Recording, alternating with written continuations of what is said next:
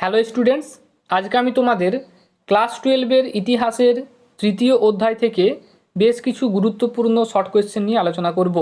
এর আগের ভিডিওগুলিতে আমি প্রথম অধ্যায়, চতুর্থ অধ্যায়, পঞ্চম অধ্যায় ও ষষ্ঠ অধ্যায়ের শর্ট কোয়েশ্চেনগুলি নিয়ে আলোচনা করেছি।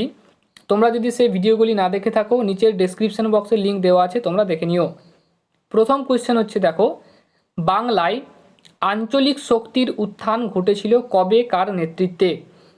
1717 খ্রিস্টাব্দে মুর্শিদ কুলি খাঁর নেতৃত্বে বাংলায় আঞ্চলিক শক্তির উত্থান ঘটেছিল। হায়দ্রাবাদে আঞ্চলিক শক্তির উত্থান ঘটেছিল কবে, কার নেতৃত্বে? 1724 খ্রিস্টাব্দে নিজাম উল মুলকের নেতৃত্বে হায়দ্রাবাদে আঞ্চলিক শক্তির উত্থান ঘটেছিল।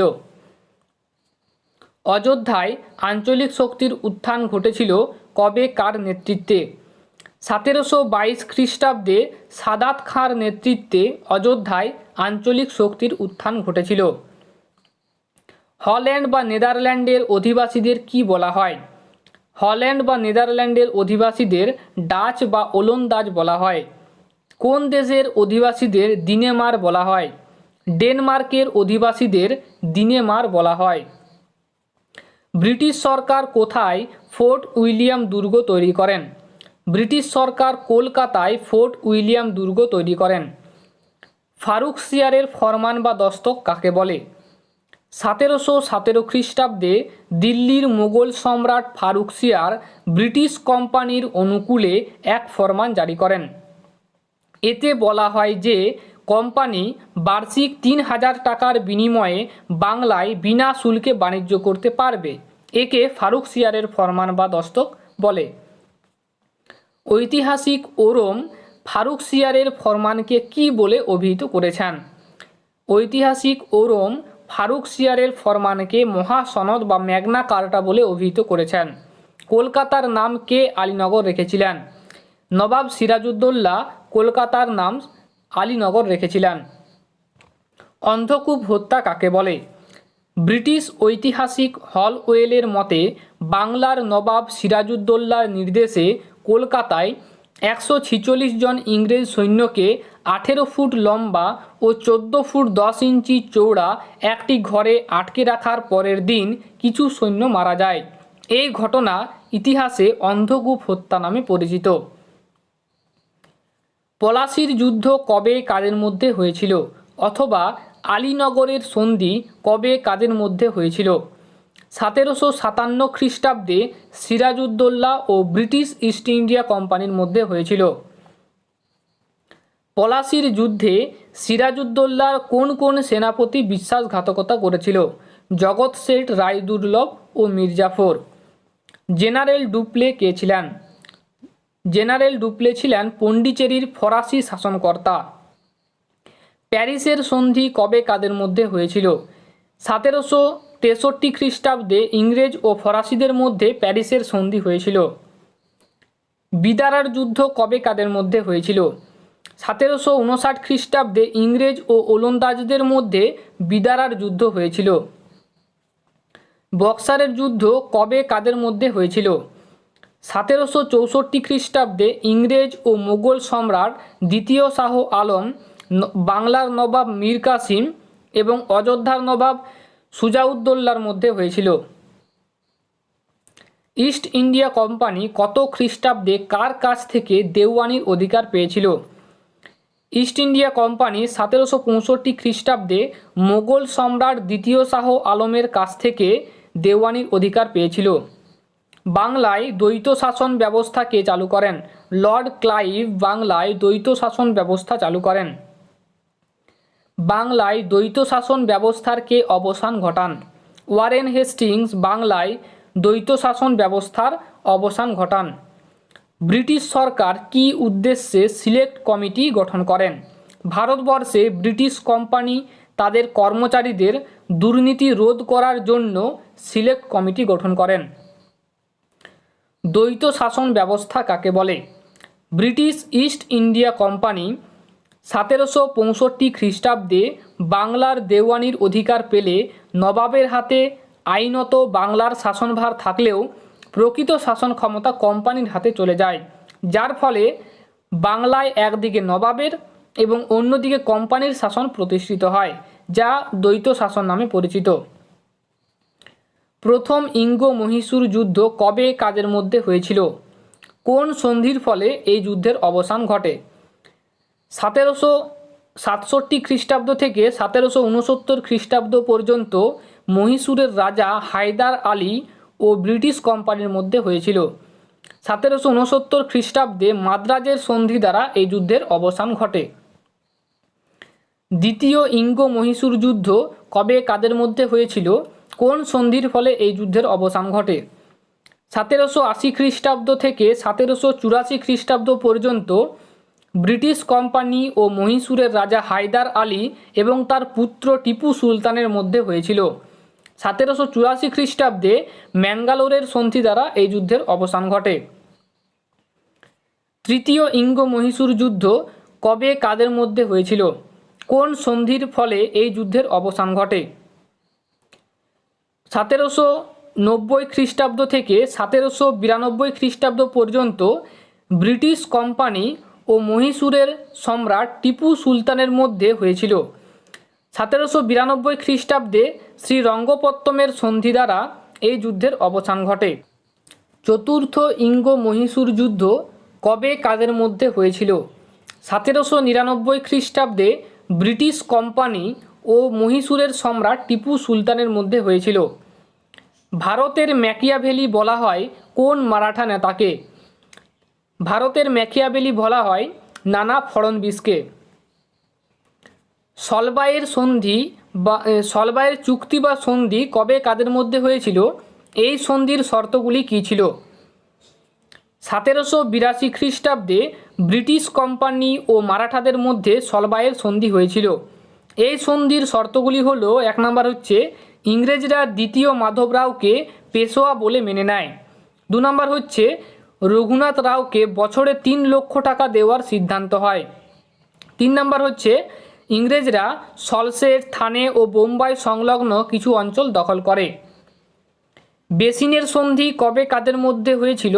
এই সন্ধির শর্তগুলি কী ছিল? 1820 খ্রিস্টাব্দে ব্রিটিশ কোম্পানি ও মারাঠা পেশোয়া দ্বিতীয় বাজিরাওয়ের সঙ্গে হয়েছিল। এই সন্ধির শর্তগুলি হলো, 1 নম্বর হচ্ছে পেশোয়া ইংরেজদের অধীনতামূলক মিত্রতা নীতি মেনে নেয়। 2 নম্বর হচ্ছে পেশোয়ার নিরাপত্তার জন্য পুনা শহরে ইংরেজ সেনাবাহিনী রাখা হয়। আর 3 নম্বর হচ্ছে এই সেনাবাহিনীর খরচ মেটানোর দায়িত্ব পেশোয়াকে দেওয়া হয়। আইনের শাসন কাকে বলে? ভারতবর্ষে ব্রিটিশ কোম্পানি আইনের শাসন নামক ধারণার প্রবর্তন করেন। এর অর্থ ছিল ব্রিটিশ প্রশাসন আইন মেনে শাসন পরিচালনা করবে। পিটের ভারত শাসন আইন বলতে কী বোঝো? ব্রিটিশ প্রধানমন্ত্রী উইলিয়াম পিটের উদ্যোগে 1784 খ্রিস্টাব্দে ইস্ট ইন্ডিয়া কোম্পানি যে আইন পাস করে তা পিটের ভারত শাসন আইন নামে পরিচিত। পিটের ভারত শাসন আইনের শর্তগুলি কী ছিল? 1784 খ্রিস্টাব্দে পিটের ভারত শাসন আইনের শর্তগুলি হল, 1 কোম্পানি ভারতে শাসন পরিচালনার জন্য বোর্ড অব কন্ট্রোল প্রতিষ্ঠা করে। আর 2 নম্বর হচ্ছে বোর্ড অব কন্ট্রোলের নির্দেশ ভারতে কোম্পানির কাছে পাঠানোর জন্য সিক্রেট কমিটি গঠন করে। শ্রীরঙ্গপত্তমের সন্ধির শর্তগুলি উল্লেখ করো। 1792 খ্রিস্টাব্দে ইংরেজ ও মহীশূরের সম্রাট টিপু সুলতানের মধ্যে শ্রীরঙ্গপত্তমের সন্ধি স্বাক্ষরিত হয়। এর শর্তগুলি হলো, 1 নম্বর হচ্ছে টিপু সুলতান যুদ্ধের ক্ষতিপূরণ হিসেবে 3,30,00,000 টাকা কোম্পানিকে দিয়েছিলেন। আর 2 নম্বর হচ্ছে তিনি তার রাজ্যের অর্ধাংশ ইংরেজ, নিজাম ও মারাঠাদের ছেড়ে দেন। স্যার টমাস রো ভারতের কোন মোগল সম্রাটের দরবারে এসেছিলেন? মোগল সম্রাট জাহাঙ্গীরের দরবারে এসেছিলেন। কলকাতায় সুপ্রিম কোর্ট কত খ্রিস্টাব্দে কোন আইন অনুসারে প্রতিষ্ঠিত হয়? কলকাতায় সুপ্রিম কোর্ট 1773 খ্রিস্টাব্দে রেগুলেটিং অ্যাক্ট বা আইন অনুসারে প্রতিষ্ঠিত হয়। কর্নওয়ালিস কোড কাকে বলে? ভারতবর্ষে British governor general Lord Cornwallis 1793 খ্রিস্টাব্দে ব্রিটিশ কর্মচারীদের দুর্নীতি দমন ও দক্ষতা বৃদ্ধির জন্য যে নীতি ও পদ্ধতি চালু করেন তা ইতিহাসে কর্নওয়ালিস কোড বা কোড কর্নওয়ালিস নামে পরিচিত। রায়তওয়ারি ব্যবস্থা ও মহলওয়ারি ব্যবস্থা ভারতের কোথায় চালু হয়েছিল?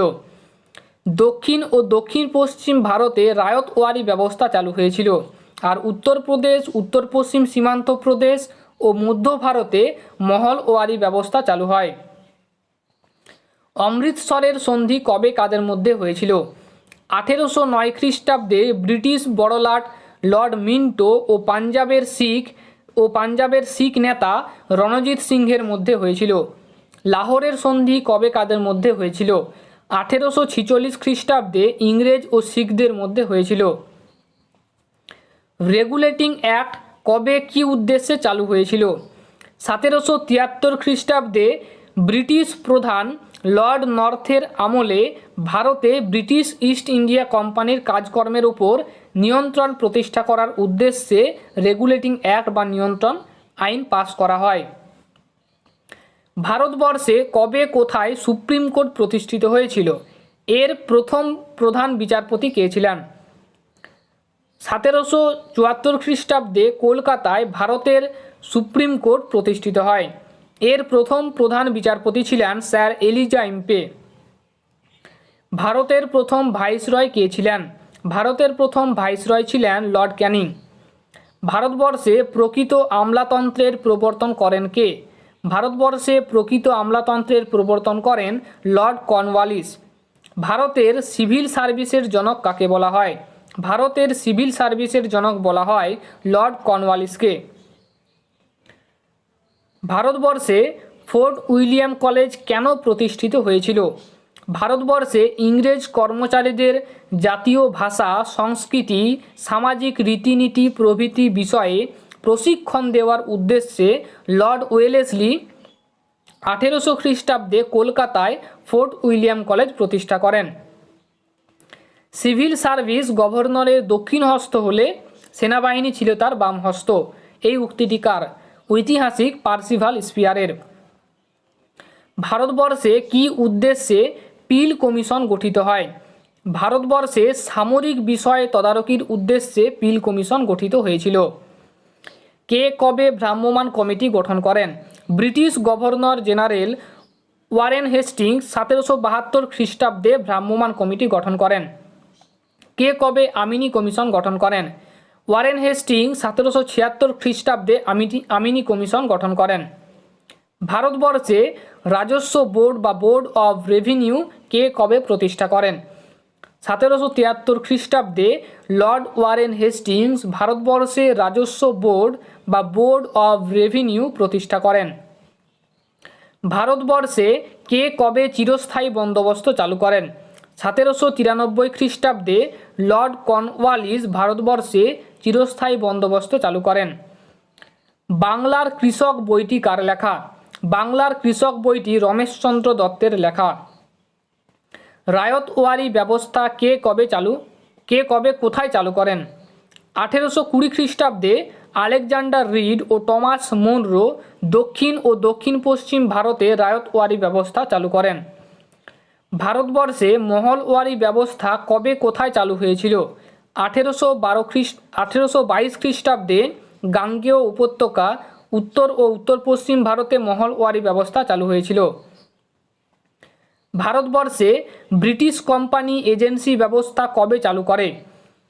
1753 খ্রিস্টাব্দে ভারতবর্ষে ব্রিটিশ কোম্পানি এজেন্সি ব্যবস্থা চালু করে। ভারতবর্ষের কয়েকজন জাতীয়তাবাদী নেতার নাম করো। রমেশচন্দ্র দত্ত, দাদাভাই নৌরোজি প্রমুখ। ভারতবর্ষে দেশীয় শিল্পের ধ্বংসের একটি কারণ উল্লেখ করো।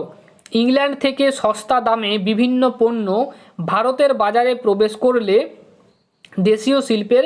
দেশীয় শিল্প ধ্বংসের দিকে এগিয়ে যায়। ভারতীয় রেলপথের জনক কাকে বলা হয়? অথবা ভারতবর্ষে কার আমলের রেলপথ ব্যবস্থা চালু হয়েছিল? লর্ড ডালহৌসির আমলে। গ্যারান্টি ব্যবস্থা কাকে বলে? ভারতবর্ষে রেলপথ তৈরিতে কোম্পানিগুলিকে উৎসাহিত করার উদ্দেশ্যে ব্রিটিশ সরকার কয়েকটি গ্যারান্টি বা প্রতিশ্রুতি দেয়। এই ব্যবস্থা গ্যারান্টি ব্যবস্থা নামে পরিচিত। ভারতবর্ষে কবে রেল বোর্ড গঠিত হয়? 1905 খ্রিস্টাব্দে ভারতবর্ষে রেল বোর্ড গঠিত হয়। ভারতে রেলপথ প্রতিষ্ঠার উদ্দেশ্য কী ছিল? ইংল্যান্ডে কাঁচামাল রপ্তানি ও সেখানকার শিল্পজাত পণ্য ভারতে আমদানি করা। ভারতবর্ষে রেলপথ নির্মাণের একটি প্রভাব বা ফলাফল উল্লেখ করো। ভারতবর্ষে রেলপথ নির্মাণের একটি প্রভাব বা ফলাফল হল সম্পদের বহির্গমন ও দেশীয় শিল্প ধ্বংস। চীন দেশের মানুষরা নিজেদের দেশকে কি বলে অভিহিত করতেন?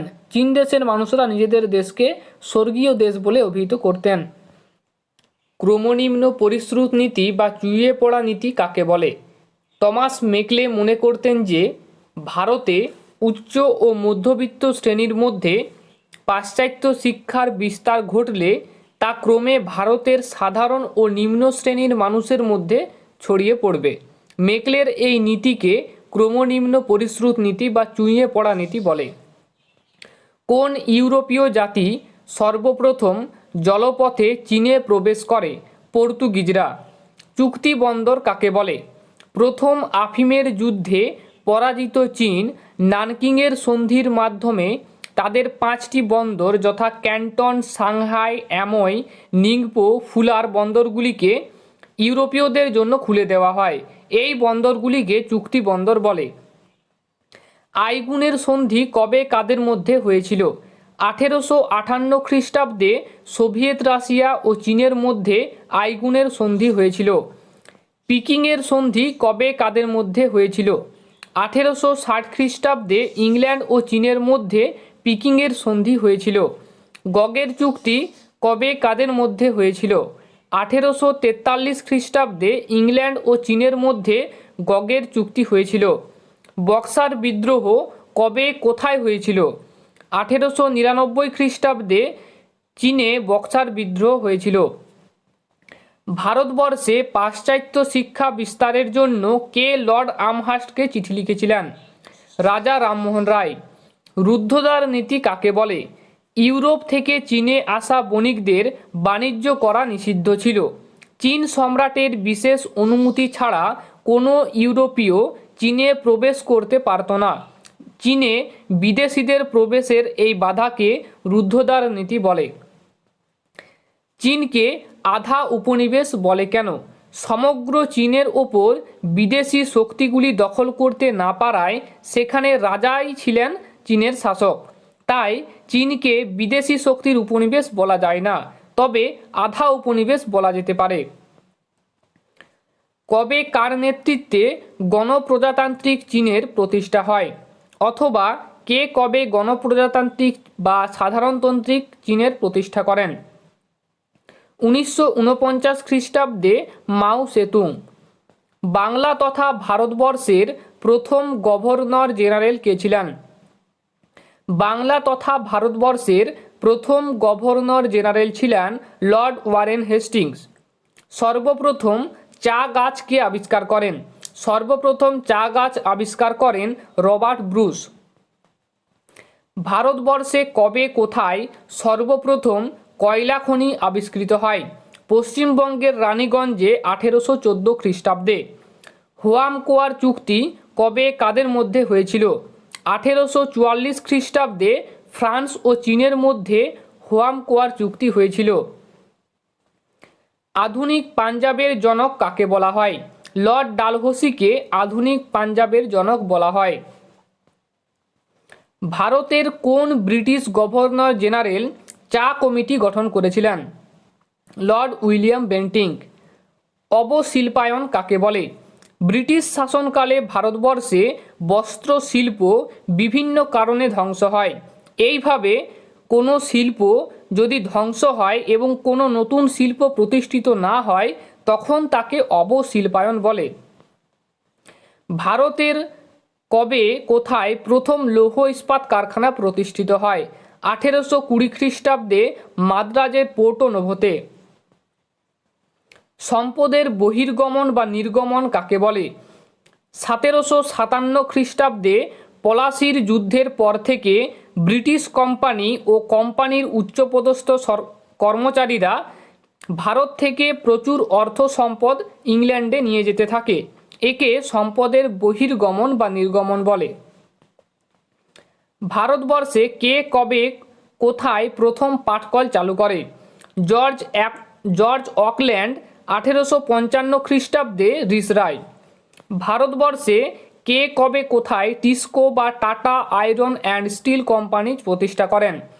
জামশেদজি টাটা 1907 খ্রিস্টাব্দে জামশেদপুরে টিস্কো বা tata iron and steel company চালু করেন।